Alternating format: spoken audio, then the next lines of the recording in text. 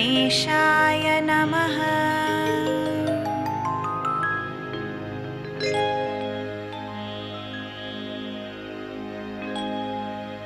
ॐ श्री सत्यसाई सद्गुरवे नमः।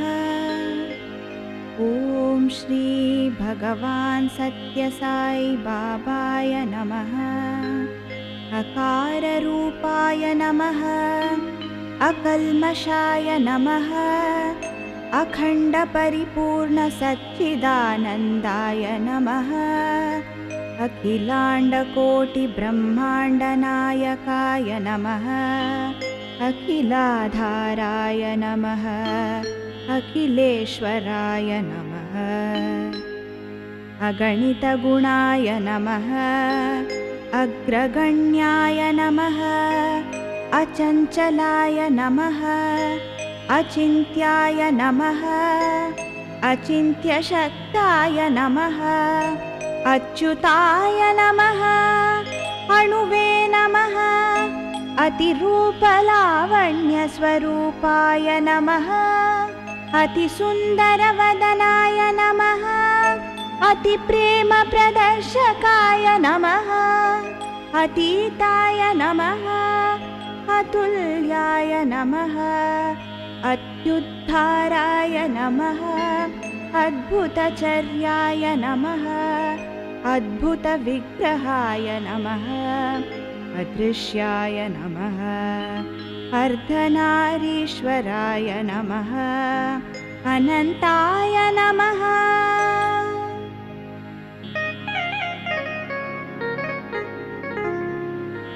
ॐ श्री साई अनघाय नमः। अनन्तकल्याणगुणाय नमः। अनन्तनुतकीर्तनाय नमः। अनन्तसौख्यदाय नमः। अन्नवस्त्रदाय नमः। अनाथनाथाय नमः। अनाथवत्सलाय नमः। अनाथरक्षकाय नमः। अनादिनिधानाय नमः। अनामयाय नमः। अनिवृत्तात्मने नमः।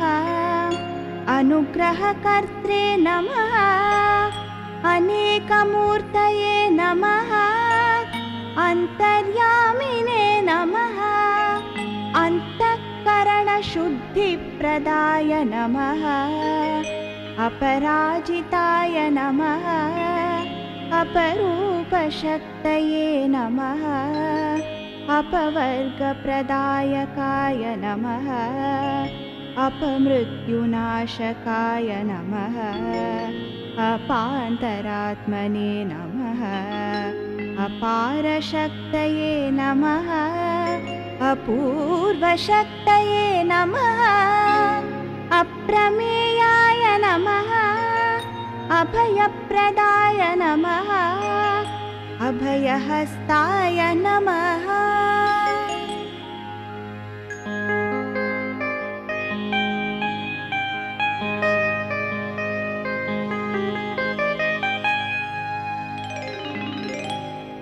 ॐ श्री साई अभिलाषप्रसादकाय नमः। अभीष्टप्रदायकाय नमः। अभेदानन्दप्रदाय नमः। अमराय नमः। अमरप्रभवे नमः। अमराधीश्वराय नमः। अमलाय नमः। अमर्त्याय नमः। अमितपराक्रमाय नमः। अमितनाशनाय नमः। अमृताय नमः। अमृतवर्षिणे नमः। अमृतभाषिणे नमः। अमोघसम्पन्नाय नमः। अरविन्दाक्षाय नमः। अरुणाचलाय नमः। अरूपाव्यक्ताय नमः। आरोग्यदृढगात्रप्रसादकाय नमः। अलङ्कृतकेशाय नमः अवतारमूर्तये नमः अविग्रहकाराय नमः अव्यक्ताय नमः अव्यक्तरूपाय नमः अव्याय नमः अशक्यरहिताय नमः।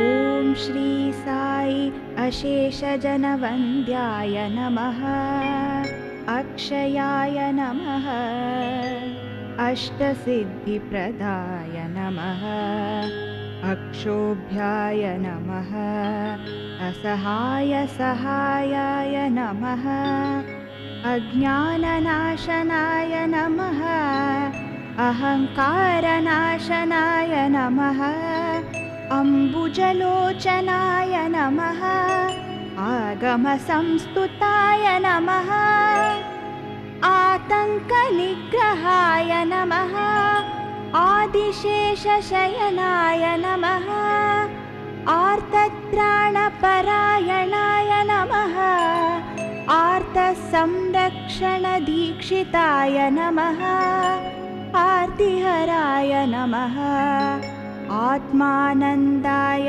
नमः आत्मस्वरूपाय नमः आत्मतत्त्वबोधकाय नमः आत्मरमणाय नमः आत्मानात्मविचारबोधकाय नमः आदर्शपुरुषाय नमः आदिपुरुषाय नमः आदिशक्तये नमः आदिदेवाय नमः आदिवस्तुने नमः।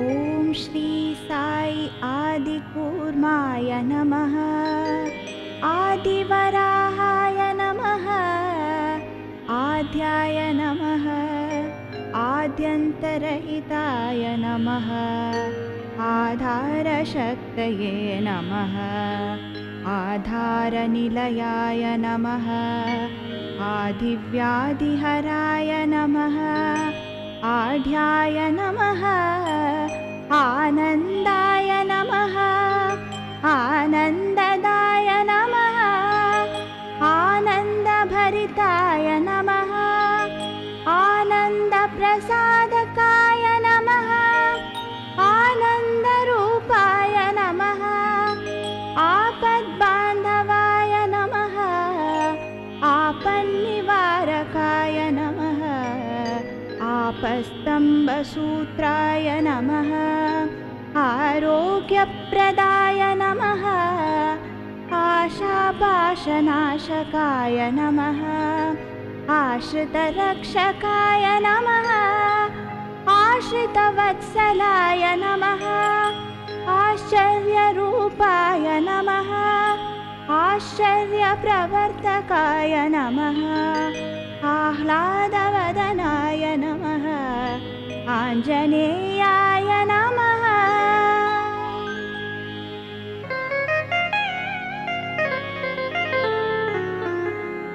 ॐ श्री साई विकाररूपाय नमः इतिहासस्तुतिश्रुताय नमः इन्द्रादिप्रियाय नमः इन्द्रभोगफलप्रदाय नमः इच्छाशक्तिज्ञानशक्तिस्वरूपाय नमः इष्टाय नमः इष्टमूर्तिफलप्राप्तये नमः इष्टेष्टवरदाय नमः इष्टकाम्यफलप्रदायकाय नमः इतिभीतिहराय नमः ईश्वराय नमः ईशानाय नमः ईश्वराम्बासुताय नमः ईश्वरैक्याय नमः ईप्सितार्थप्रदायकाय नमः ऐषणात्रयवर्जिताय नमः उत्तमाय नमः उत्तमगुणसम्पन्नाय नमः उत्कृष्टाय नमः उत्साहाय नमः उदाराय नमः उदारकीर्तये नमः बुद्धिप्रसादिने नमः उपदेष्ट्रे नमः उपद्रवहरणाय नमः उपाधिनिवर्तकाय नमः उन्नताय नमः उन्मेषाय नमः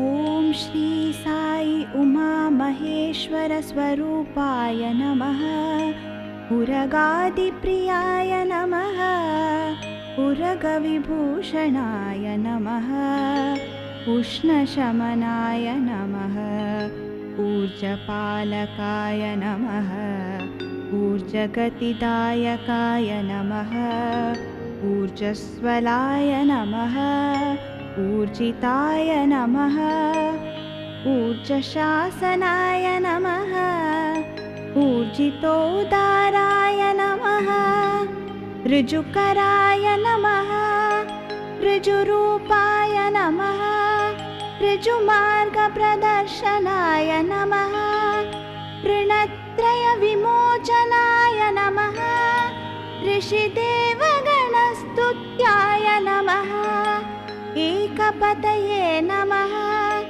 एकांगय नमः एकान्ताय नमः एकस्मै नमः एनौघनाशाय नमः ऐश्वर्याय नमः ऐश्वर्यदायकाय नमः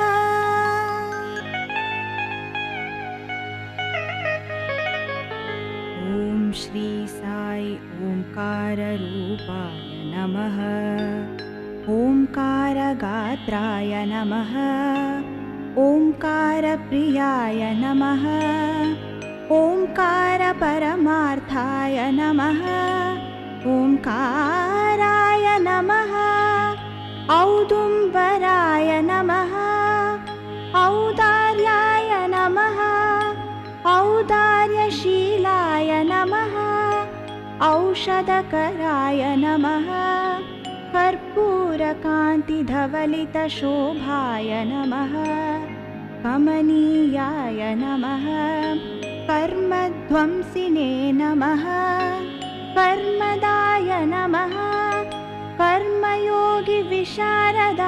नमः करुणाकराय नमः करुणासागराय नमः करुणानिधये नमः करुणारससम्पूर्णाय नमः करुणापूर्णहृदयाय नमः कलानिधये नमः कलाधाराय नमः कलियुगवरदाय नमः कलिकल्मषनाशिने नमः कलितापहृदे नमः कलुषविदूराय नमः कल्याणगुणाय नमः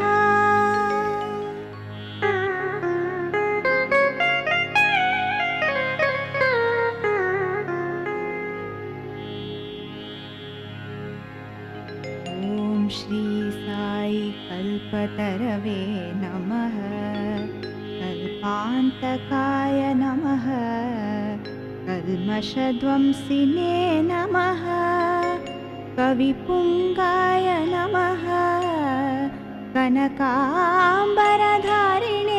नमः कलङ्करहिताय नमः कामरूपाय नमः कामनाशनाय नमः कामक्रोधध्वंसिने नमः कामितफलप्रदायकाय नमः कारणाय नमः कार्यकारणश शरीराय नमः कार्यकारणनिर्मुक्ताय नमः कारुण्यमूर्तये नमः कालाय नमः कालकालाय नमः कालकण्ठाय नमः कालातीताय नमः कालदर्पदमनाय नमः कालभैरवाय नमः काषायाम्बरधारिणे नमः कुशलाय नमः कुबेराय नमः कुमारगुरुपराय नमः कुवलेक्षणाय नमः कूटस्थाय नमः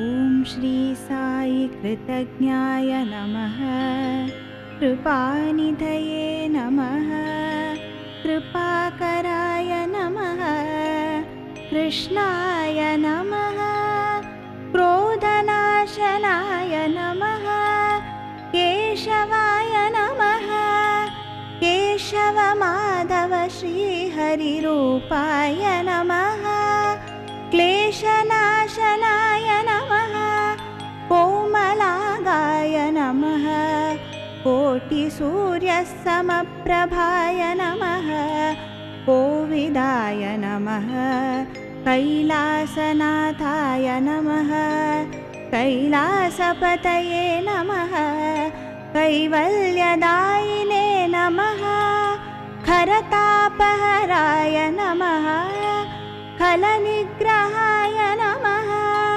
केचरस्तुताय नमः केचरजनप्रियाय नमः ख्याताय नमः ख्यातिप्रदायकाय नमः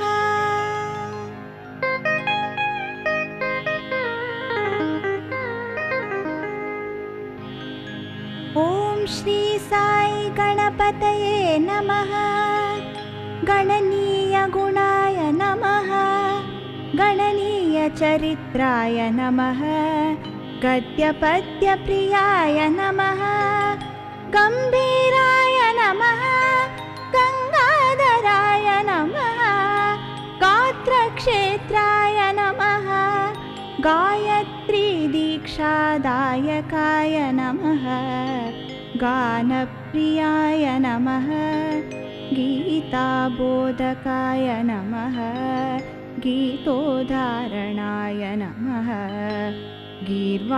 गीर्वाणसंसेव्याय नमः गुणकराय नमः गुणात्मने नमः गुणातीताय नमः गुणनिधये नमः गुणवर्धनाय नमः गुणश्रेष्ठाय नमः गुणज्ञाय नमः गुणार्णवाय नमः गुरुपराय नमः गुरुश्रेष्ठाय नमः गुह्याय नमः गुहाय नमः गोविन्दाय नमः गोपालाय नमः गोदावरी तीरवासिने नमः गणगम्भीरघोषणाय नमः गृणनिधये नमः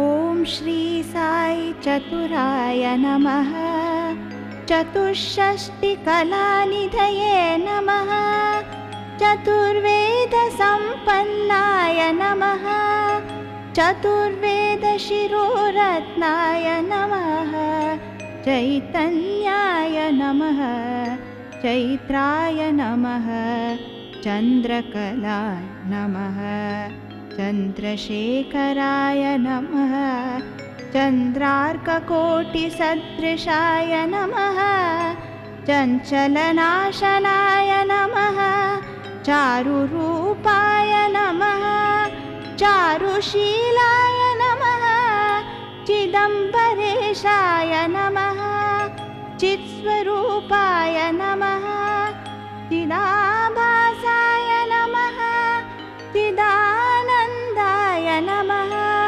चित्तवृत्तिशुद्धिकराय नमः चित्रावती तटपुट्टपर्तिविहारिणे नमः चिद्रूपाय नमः चिन्मयाय नमः चरितामृतसागराय नमः छन्नत्रैगुण्यरूपाय नमः छेदिताखिलपातकाय नमः जगद्गुरवे नमः जगत्पूज्याय नमः जगत्श्रेष्ठाय नमः।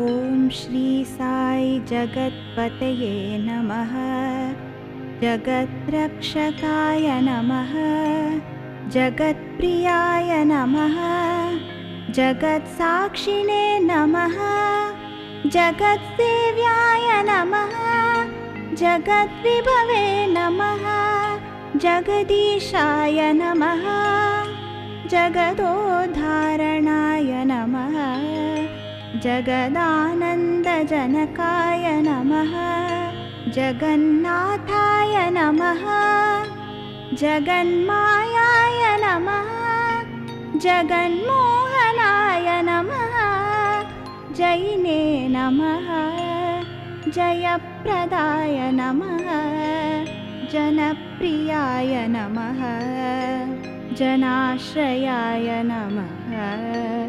जनजन्मनिबर्हणाय नमः जनजाड्यापहारकाय नमः जनार्दनाय नमः जरामरणवर्जिताय नमः जपाकुसुमसङ्काशाय नमः जाग्रते नमः जातिमतभेदभञ्जनाय नमः जिताय नमः जितक्लेशाय नमः।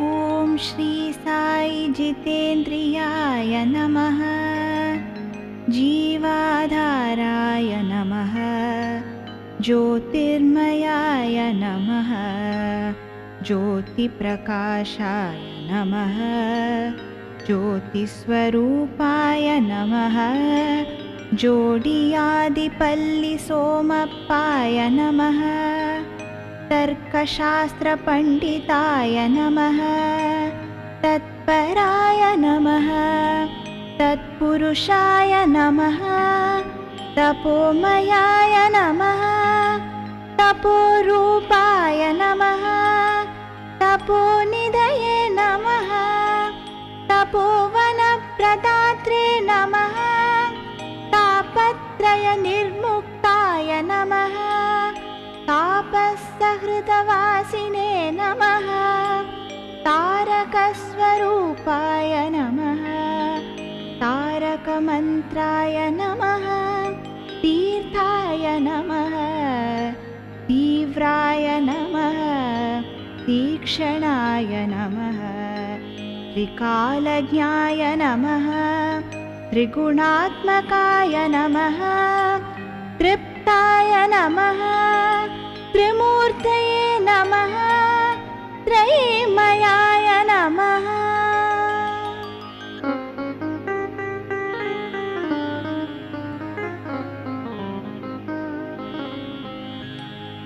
ॐ श्री साई त्रिलोकात्मने नमः त्रिलोकनिरुद्धगतये नमः त्रैलोक्यनाथाय नमः तेजोमयाय नमः तेजस्वरूपाय नमः तेजोमूर्तये नमः त्रिविक्रमाय नमः त्यागराजाय नमः दत्तात्रेयाय नमः दर्शनीयाय नमः दयापराय नमः दयासागराय नमः दयानिधये नमः दर्पणशोभिताय नमः धात्रे नमः दक्षिण्यमूर्तये नमः दानशीलाय नमः दानशूराय नमः दानप्रियाय नमः दानधर्मपराय नमः दामोदराय नमः दिगम्बराय नमः दिव्यज्ञाय नमः दिव्यरूपाय नमः दिव्यसुन्दराय नमः दिव्याय नमः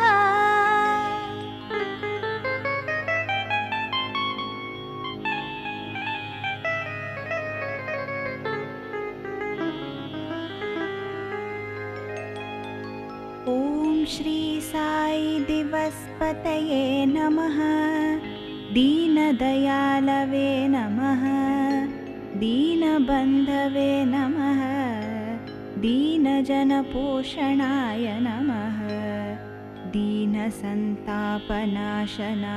नमः दीनपालकाय नमः दीनोद्धारणाय नमः दीर्घवृत्ताय नमः दीर्घदृष्टये नमः दीप्ताय नमः दुःखशमनाय नमः दुराधर्षाय नमः दुर्लभाय नमः दुःस्वप्ननाशनाय नमः दुष्टजनोद्धारणाय नमः दृढव्रताय नमः देवविनुताय नमः देवपरात्पराय नमः देवदेवाय नमः देवगिरिसुत साईनाथाय नमः दैवज्ञाय नमः दैत्यहारिणे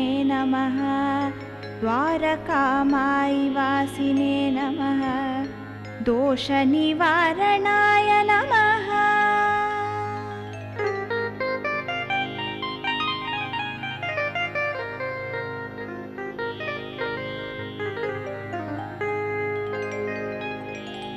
ॐ श्री साई धनपतये नमः धनमाङ्गल्यदायकाय नमः धनधान्यदायकाय नमः धनाध्यक्षाय नमः धन्याय नमः धर्मपराय नमः धर्मचारिणे नमः धर्मतत्पराय नमः धर्मपोषकाय नमः धर्मसंस्थापनाय नमः धर्मपरायणाय नमः धर्मशास्त्रन्याय नमः धर्महेतवे नमः धर्मकृते नमः धर्मप्रतिष्ठापकाय नमः धर्मिष्ठाय नमः धर्मेश्वराय नमः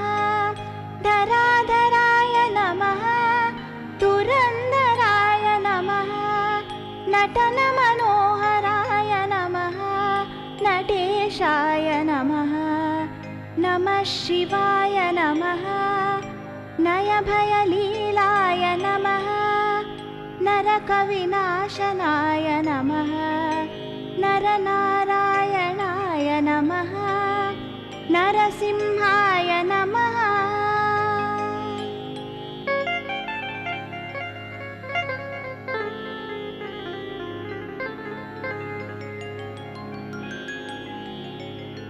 ॐ श्री साई नवनीतनटाय नमः नवनीतविग्रहाय नमः नादबिन्दुवे नमः नादस्वरूपाय नमः नादानन्दाय नमः नादप्रियाय परात्पराय नमः नागशायिने नमः नानारूपाय नमः नानाभाषविदग्धाय नमः नानाशास्त्रपण्डिताय नमः नानाशास्त्रविदग्धाय नमः नानाक्षेत्रवासिने नमः नामरक्षापरायणाय नमः नारदीयभक्तिबोधकाय नमः नागमस्तुताय नमः निर्गुणाय नमः निर्जलाय नमः नित्यरञ्जनाय नमः नित्यशुद्धाय नमः नित्यानन्दाय नमः नित्यपुष्टाय नमः नित्यवैभवाय नमः नित्योत्सवाय नमः।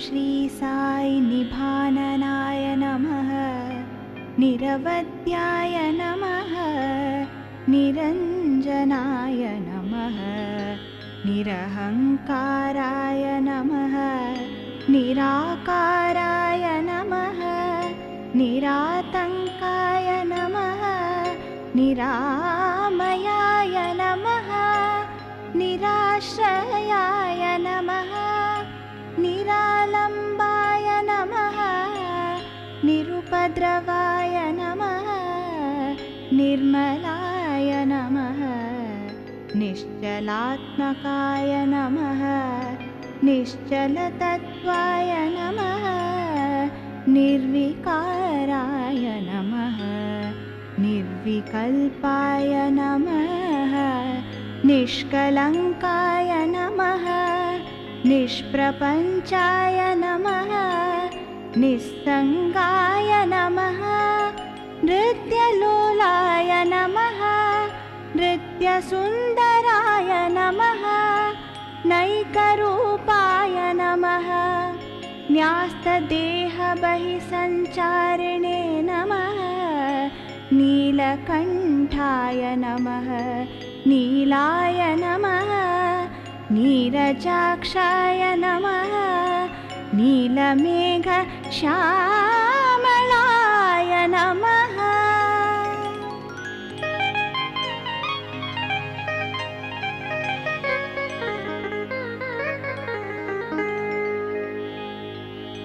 ॐ श्री साई नेत्रानन्दभरिताय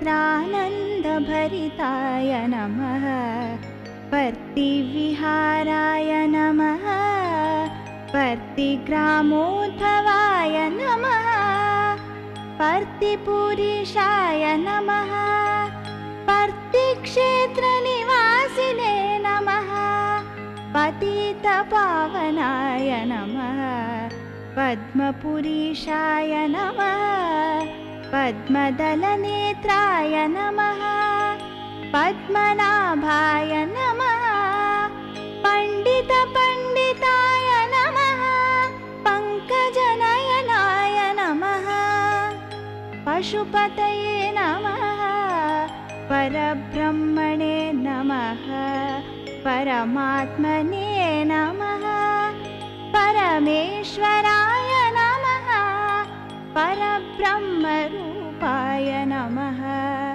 परमैश्वर्यकारणाय नमः परमपवित्राय नमः परमानन्दमूर्तये नमः परमार्थाय नमः परप्रकाशाय नमः परहिताय नमः परमस्पष्टाय नमः परात्पराय नमः।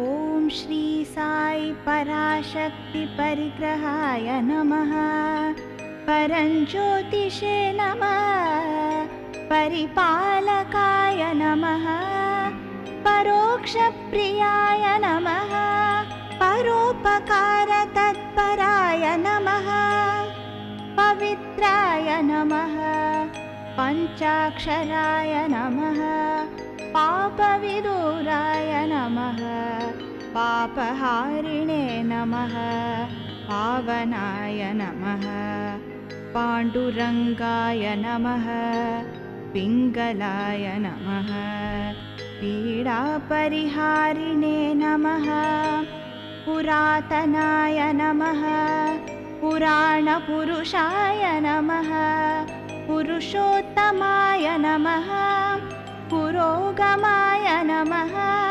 पुट्टपर्तिशापविमोचकाय नमः पुट्टपर्तिफलपुष्टिप्रसादाय नमः पुण्याय नमः पुण्यकृते नमः पुण्यपुरुषाय नमः पुण्यफलप्रदाय नमः पुण्यविवर्धनाय नमः पुण्यश्रवणकीर्तनाय नमः पुण्यपरायणाय नमः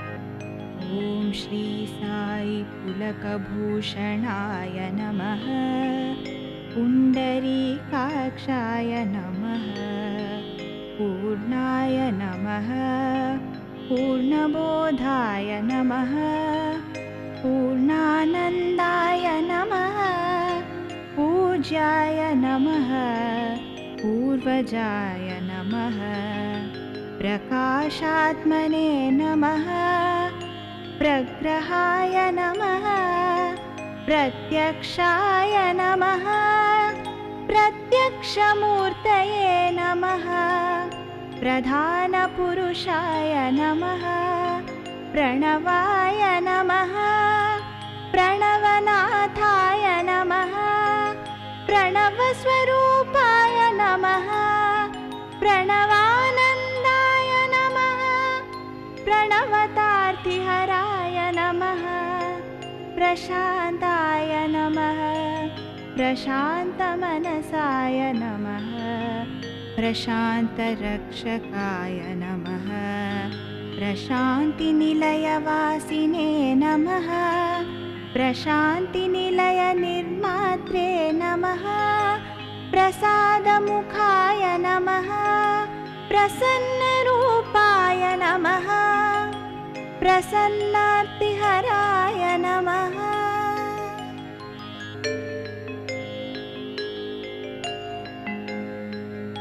ॐ श्री साई प्रसादित सर्वसामग्रये नमः प्रलयकारकाय नमः प्राणाय नमः प्राणदाय नमः प्राज्ञाय नमः प्रियाय नमः प्रियदर्शनाय नमः प्रीतिवर्धनाय नमः प्रेमप्रदाय नमः प्रेममूर्तये नमः प्रेमस्वरूपाय नमः प्रेमात्मने नमः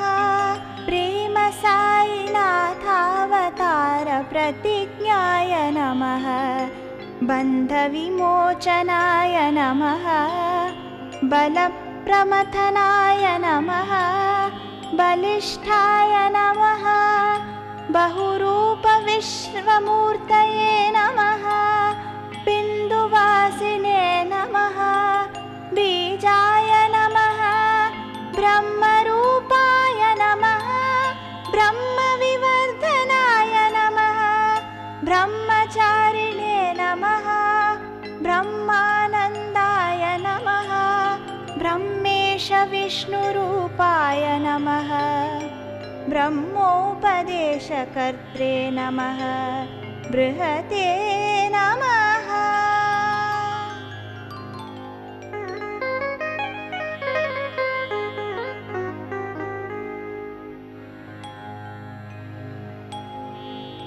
ॐ श्री साई ब्रह्मशक्तिधनुर्धराय नमः ब्राह्मणप्रियाय नमः भक्तप्रियाय नमः भक्तवत्सलाय नमः भक्तमन्दाराय नमः भक्तजनलोलाय नमः भक्तजनहृदयविहारिणे नमः भक्तहृदयवासिने नमः भक्तजनहृदालयाय नमः भक्तपराधीनाय नमः भक्तसुप्रियाय नमः भक्तरोदननिग्रहाय नमः भक्तशक्तिप्रदाय नमः भक्तमुक्तिप्रदाय नमः भक्ताभीष्टदायकाय नमः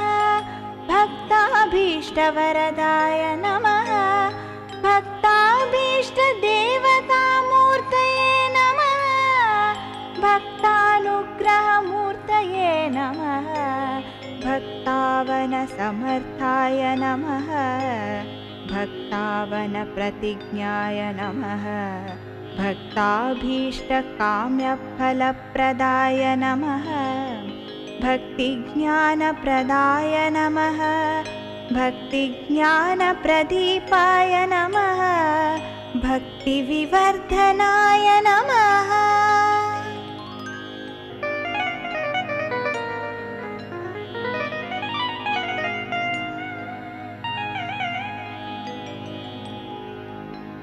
ॐ श्री साई भगवते नमः भवनाशनाय नमः भवनदायकाय नमः भवरोगहराय नमः भवबन्धविमोचनाय नमः भवतापहराय नमः भवभयभञ्जनाय नमः भवभयहराय नमः भव्याय नमः भजनप्रियाय नमः भस्मदाय नमः भस्माविर्भवहस्ताय नमः भस्मोद्धूलितविग्रहाय नमः भस्मोद्धूलितसर्वाङ्गाय नमः भारद्वाजऋषिगोत्राय नमः भागवतप्रियाय नमः भाग्यवर्धनाय नमः भावाय नमः भास्कराय नमः भिषग्वराय नमः भुवनेश्वराय नमः भक्तिमुक्तिस्वर्गापवर्गदायकाय नमः भूतवासाय नमः भूतभविष्यद्भाववर्जिताय नमः भ्राजिष्णवे नमः।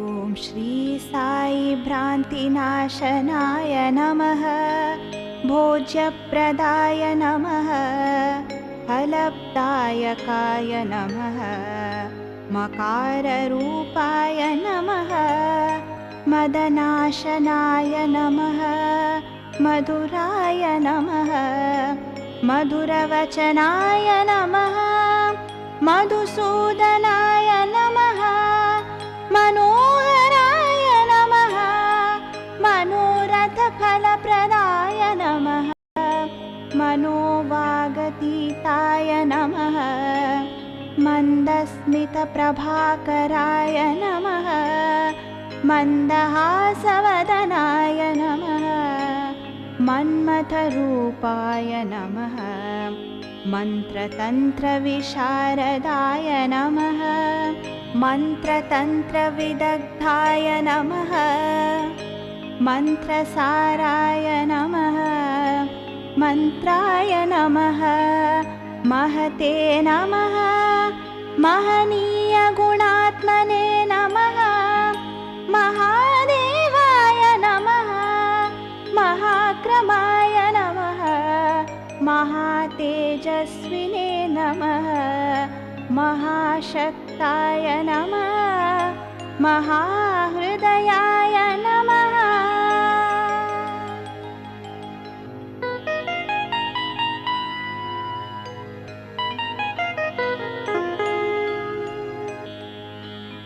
ॐ श्री साई महानिधये नमः।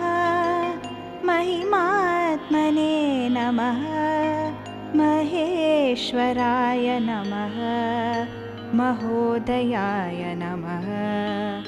महोदाराय नमः। माता पिता गुरुरूपाय नमः। मात्सर्यनाशकाय नमः। मार्गबन्धुवे नमः। माधवतत्त्वरूपाय नमः। मानवतत्त्वरूपाय नमः। माधवाय नमः।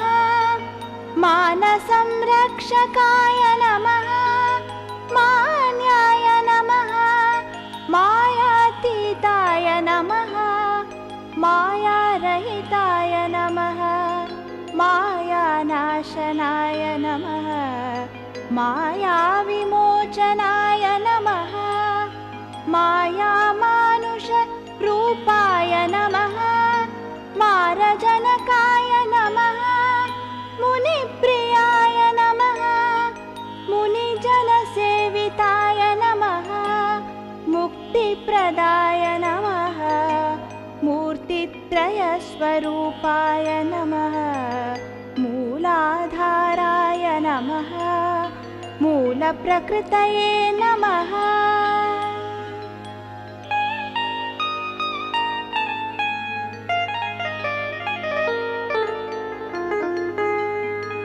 ॐ श्री साई मृगप्रियाय नमः। मृत्युञ्जयाय नमः। मोहनरूपाय नमः। मोहनाशनाय नमः। मोक्षदायकाय नमः। मङ्गलप्रदायकाय नमः। मङ्गलदायकाय नमः। मङ्गलसूत्रदायकाय नमः। यशसे नमः। यशस्विने नमः। यशक्काय शिरडिमूर्तये नमः। यमशिक्षानिवारणाय नमः। यमुनातीरविहारिणे नमः। यक्षकिन्नरगन्धर्वस्तुत्याय नमः। यज्ञेश्वराय नमः। यज्ञगोप्त्रे नमः। यज्ञपुरुषाय नमः। यज्ञसंरक्षणाय नमः। योगनिधये नमः। योगक्षेमतत्पराय नमः। योगक्षेमप्रदाय नमः। योगीश्वराय नमः। योगीश्वरवन्दिताय नमः। योग्याय नमः।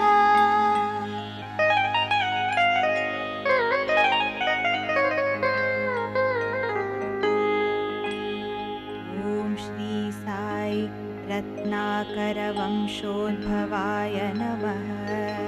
रामाय नमः। रमणीयाय नमः। रम्यरूपाय नमः। रजसत्त्वगुणान्विताय नमः। रङ्गनाथाय नमः। रागद्वेषविनाशकाय नमः। रमाय नमः। रामकृष्णशिवनामस्वरूपाय नमः। रजुवंशजनिताय नमः। राजीवलोचनाय नमः। राघवाय नमः। रामलिङ्गाय नमः। रुद्राय नमः। रुद्राक्षप्रसादकाय नमः। रूपलावण्यविग्रहाय नमः। रोगनाशनाय नमः। लक्षणरूपाय नमः। लक्ष्मीप्रसादकाय नमः। लावण्यरूपाय नमः। लिङ्गाधीष्टनोद्धाराय नमः लीलामानुष विग्रहाय नमः लीलाप्रदर्शकाय नमः लोकनाथाय नमः लोकबान्धवाय नमः लोकरक्षापरायणाय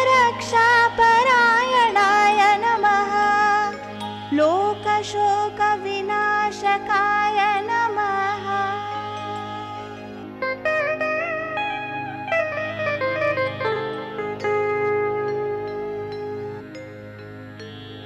ॐ श्री साई लोकवन्दिताय नमः लोकपूज्याय नमः लोकाध्यक्षाय नमः लोभनाशनाय नमः लोहिताक्षाय नमः वरदाय नमः वरप्रसादकाय नमः वरशीलाय नमः वरगुणाय नमः वरिष्ठाय नमः वरेण्याय नमः वन्द्याय नमः वश्याय नमः वंशवर्धनाय नमः वसुप्रदाय नमः वागीश्वराय नमः वाचस्पतये नमः वामनाय नमः वासुदेवाय नमः विकल्पपरिवर्जिताय नमः विघ्नविनाशकाय नमः विघ्नेश्वराय नमः विचेतनाय नमः वितीर्णामृतबिन्दुवे नमः।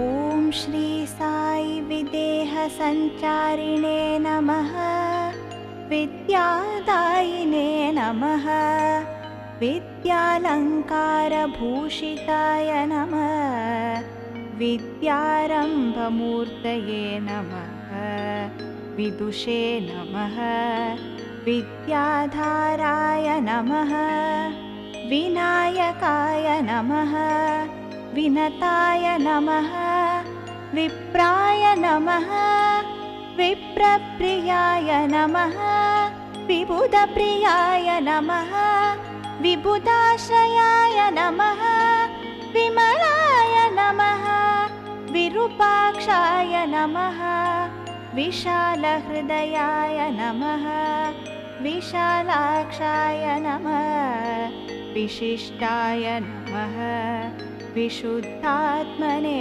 नमः विश्वम्भराय नमः विश्वमूर्तये नमः विश्वकर्मणे नमः विश्वेश्वराय नमः विस्मयरूपाय नमः विष्णवे नमः।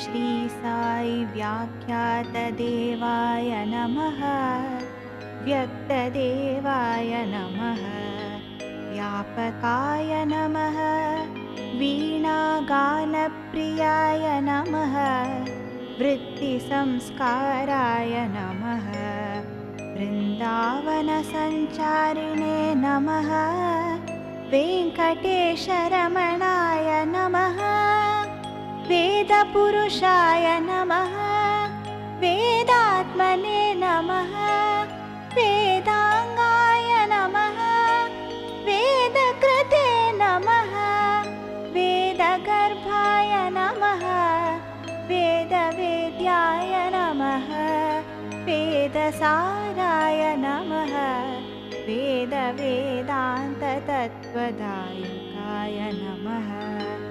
वेदविद्वत्संरक्षाय नमः वेदशास्त्र इतिहासव्युत्पत्तये नमः वेदाधीश्वराय नमः वेदान्तसाराय नमः वेदान्तविमलाय गणपतये नमः शक्तिप्रदाय नमः शक्तिदाराय नमः शीलाकिलाय नमः शत्रुमर्दनाय नमः शत्रुप्रतापनिधनाय नमः।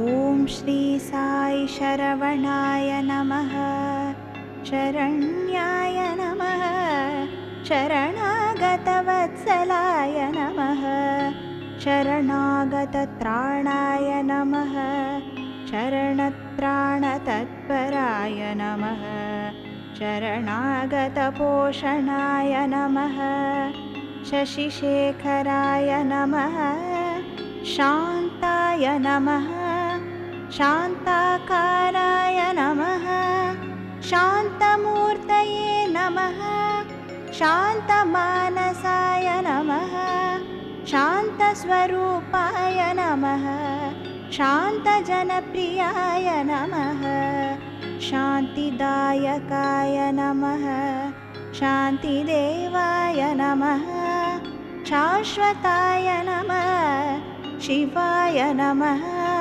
शिवशङ्कराय नमः शिवशक्तिस्वरूपाय नमः शिष्टपरिपालकाय नमः शुभाय नमः शुभदाय नमः शुभागाय नमः शुभ्रमार्गप्रदाय नमः शुभ्रवस्त्राय नमः।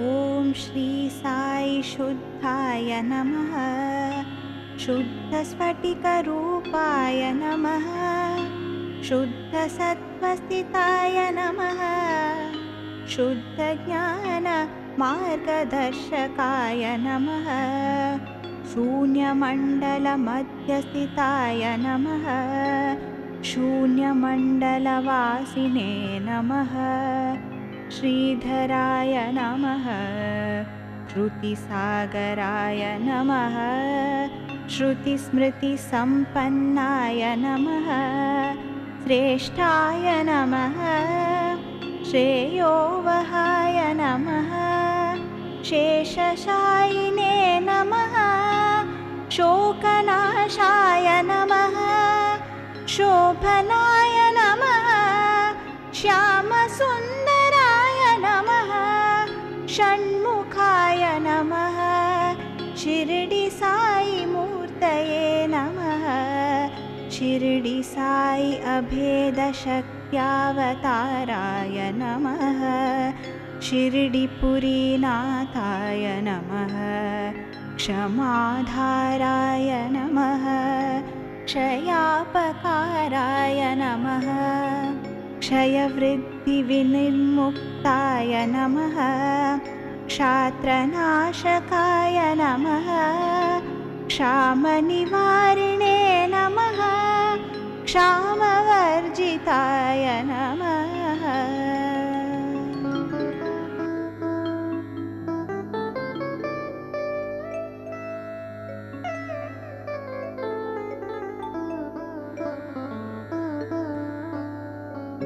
ॐ श्री साई क्षिप्रप्रसादाय नमः क्षेमप्रदायकाय नमः क्षेत्रज्ञाय नमः क्षेत्रपालकाय नमः सकलागमपालकाय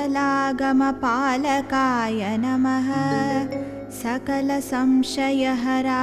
नमः सकलतत्त्वबोधकाय नमः स्कन्दाय नमः सत्पुरुषाय नमः सत्परायणाय नमः सद्गुरुवे नमः सताङ्गतये नमः सत्याय नमः सत्यनारायणाय नमः सत्यरूपाय नमः सत्यज्ञानमयाय नमः सत्यप्रियाय नमः सत्यव्रताय नमः सत्यधर्मपरायणाय नमः सत्यसङ्कल्पाय नमः सत्यवासाय नमः सत्यसन्धाय नमः सत्यवचने नमः सत्यानन्दस्वरूपाय नमः सत्यतत्त्वबोधकाय नमः सत्यं शिवं सुन्दरस्वरूपाय नमः।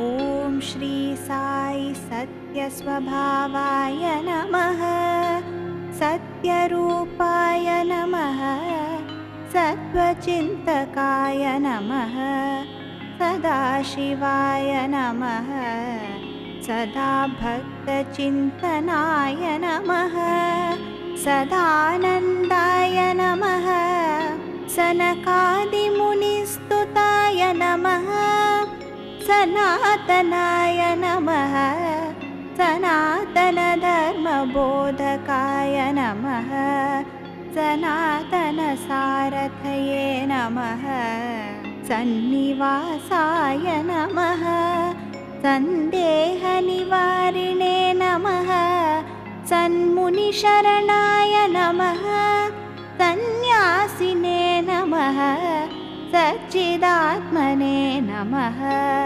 सच्चिदानन्दाय नमः समर्थाय नमः संभवाय नमः समदृष्टाय नमः समरसगुणाय नमः समरससम्पन्नाय नमः समरससन्मार्गस्थापनाय नमः समाधानतत्पराय नमः समस्तदोषपरिग्रहणाय नमः।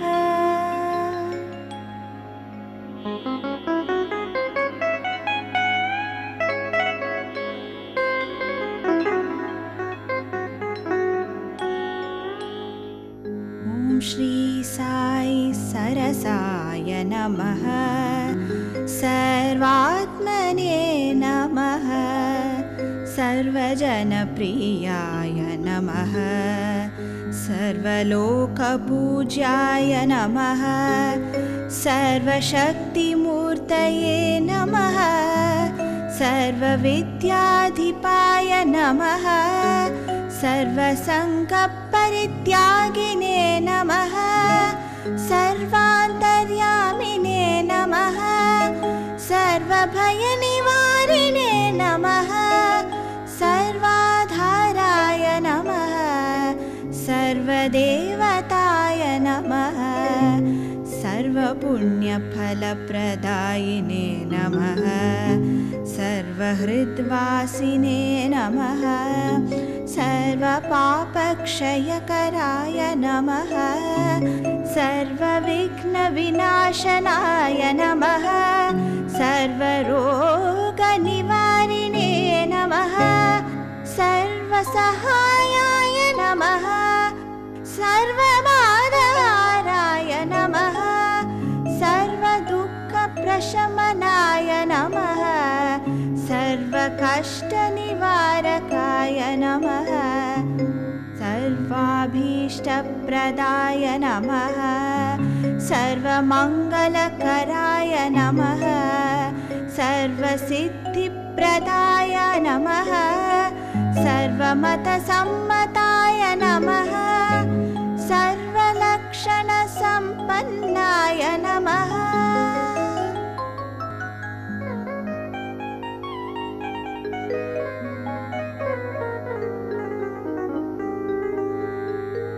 ॐ श्री साई सर्वविख्याताय नमः सर्वदेवतामूर्तये नमः सर्वज्ञाय नमः सर्वेश्वराय नमः सहजात्मने नमः सङ्कटहराय नमः संवर्धकाय नमः संकीर्तनप्रियाय नमः संतृप्ताय नमः संपूर्णाय नमः संसारदुःखक्षयकराय नमः संगीतसंतृप्ताय नमः सत्सङ्गपूजिताय नमः सारसाक्षाय नमः साधकानुग्रहवटवृक्षप्रतिष्ठापकाय नमः साधनाप्रेरकाय नमः साधुवर्धनाय नमः साधुजनपोषकाय नमः साधुमानसशोभिताय नमः साधुमानसपरिशोधकाय नमः साधुजनरक्षकाय नमः सामगानप्रियाय नमः साक्षात्काराय नमः।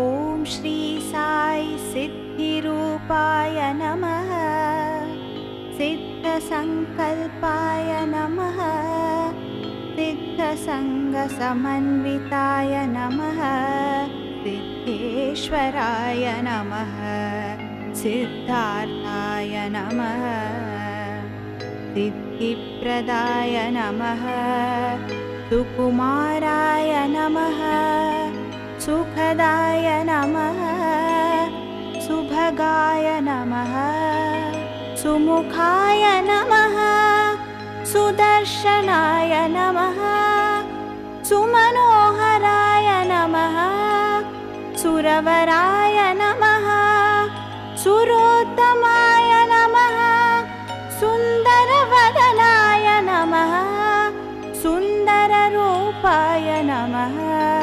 सुलभप्रसन्नाय नमः सुलोचनाय नमः सुप्रसादाय नमः सुप्रदीपाय नमः सुशीलाय नमः सुहृष्टचित्ताय नमः सुजनपालाय नमः सुब्रह्मण्याय नमः सूक्ष्माय नमः सृष्टिस्थितिलयाय नमः सृष्टिस्थितिसंहारकाय नमः।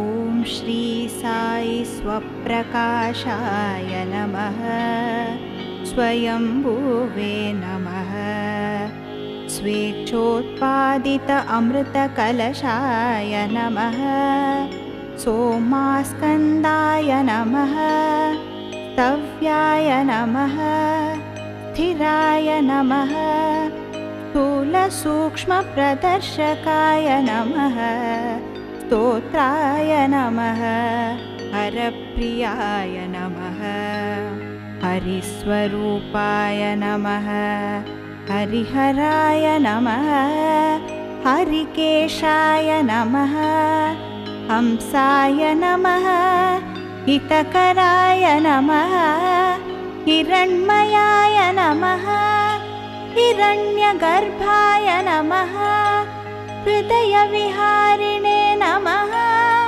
हृदयग्रन्थिच्छेदकाय नमः ऋषिकेशाय नमः ज्ञानमूर्तये नमः ज्ञानस्वरूपाय नमः ज्ञानप्रकाशाय नमः ज्ञानावताराय नमः ज्ञानगम्याय नमः ज्ञानमहानिधये नमः ज्ञानसिद्धिदाय नमः ज्ञानवैराग्यदाय नमः ज्ञानचक्षुषे नमः ज्ञानमार्गप्रदर्शकाय नमः ज्ञाननेत्रसम्भूताय नमः ज्ञानेश्वराय नमः ज्ञानविज्ञानशोभिताय नमः। ॐ श्री साई सत्यसाई बाबाय नमः।